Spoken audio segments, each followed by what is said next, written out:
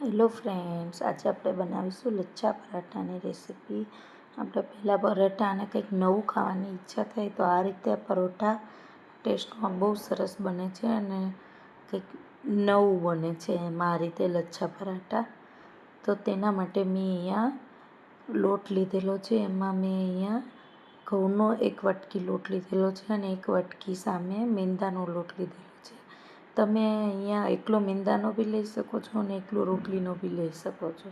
ત્યાર પછી મેં એમાં મોણ માપવા માટે તેલ લીધેલું છે 1 ચમચી, સ્વાદ પ્રમાણે નમક અને થોડા કાળા તલ લીધેલા છે અને મેં આની અંદર મિક્સ કરી દીધા છે અને જોતા પ્રમાણમાં પાણી એડ કરીને આપણે આનો એક લોટ રેડી કરી લેવાનો છે, લોટ બાંધી લેવાનો છે. આ રીતે એકદમ સોફ્ટ રોટલીનો લોટ હોય તેવો આપણે બનાવીને રેડી કરવાનો છે. ત્યાર પછી મેં આ રીતે એના લુવા રેડી કરી દીધા છે ગોળ ગોળ, અને હવે આપણે આના પરોઠા વણશું.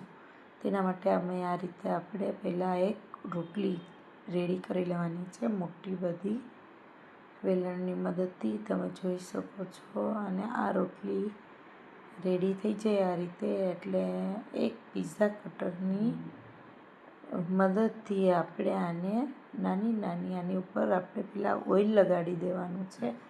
ત્યાર પછી આપણે પિઝા લેવાની છે અને ત્યાર પછી આપણે લાઈન થઈ જાય ત્યાર પછી આપણે આની ઉપર ઓઇલ લગાવીએ તો બી ચાલે અને પહેલાં બી આપણે ઓઇલ લગાવીએ, ગમે એ રીતે આપણે આની ઉપર એક વખત ઓઇલ પાછું લગાવવાનું છે.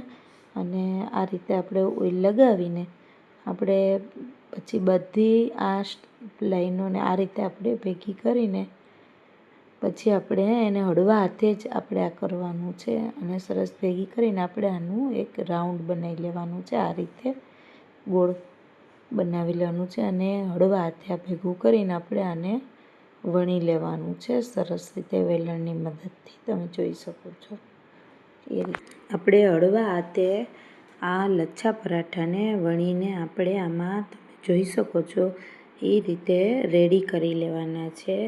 બહુ જાડુંય નહીં અને પાતળું નહીં, એ રીતે આપણે આ રીતે વેલણની મદદથી પરોઠા આપણે બધા જ પરોઠા લચ્છા પરાઠા રેડી કરી લેવાના છે. તમે આમાં જોઈ શકો છો તે રીતે. અને આ રીતે મેં પરોઠું બની જશે આપણું લચ્છું પરાઠું વણાઈને.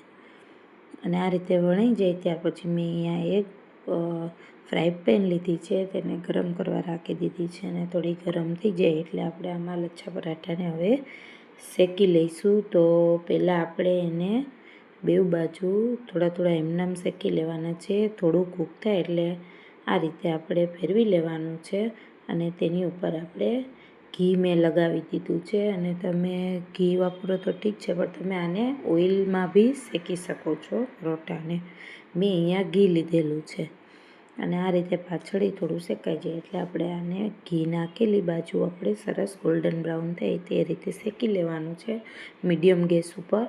અને બેઉ બાજુ આ જ રીતે આપણે પેલી બીજી બાજુ ઘી લગાવીને આ જ રીતે ગોલ્ડન બ્રાઉન થાય તે રીતે આપણે આ લચ્છા પરાઠાને શેકી લેવાના છે. અને આ રીતે મેં બધા જ પરાઠાને તમે અહીંયા જોઈ શકો છો કે આપણું આ સરસ પરાઠું લચ્છું બનીને રેડી થઈ ગયું છે. હવે આ જ રીતે મેં બધા જ પરાઠા શેક્યા છે કે પહેલાં એક બાજુ એમનેમ શેકી લેવાનું છે અને તે થોડું શેકાય એટલે પાછું આપણે એને બીજી બાજુ ફેરવી લઈશું.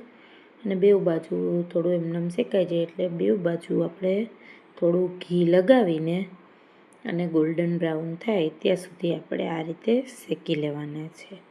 આ રીતે આપણે બધા લચ્છા પરાઠા શેકીને રેડી કરી લેવાના છે. તમે જોઈ શકો છો આમાં તે રીતે. આ રીતે આપણે બધા જ પરાઠા શેકીને રેડી કરી લેવાના છે.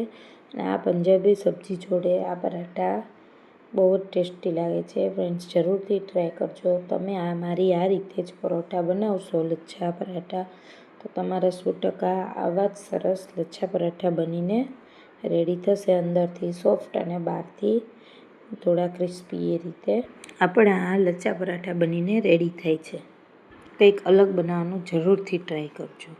ફ્રેન્ડ્સ, આ રેસીપી મારી સારી લાગે તો મારી ચેનલને જરૂરથી લાઈક, સબસ્ક્રાઈબ અને શેર કરજો. Thanks for watching my video. અહીંયા આપણા લચ્છાદાર પરાઠા બનીને રેડી થઈ ગયા છે, તમે જોઈ શકો છો.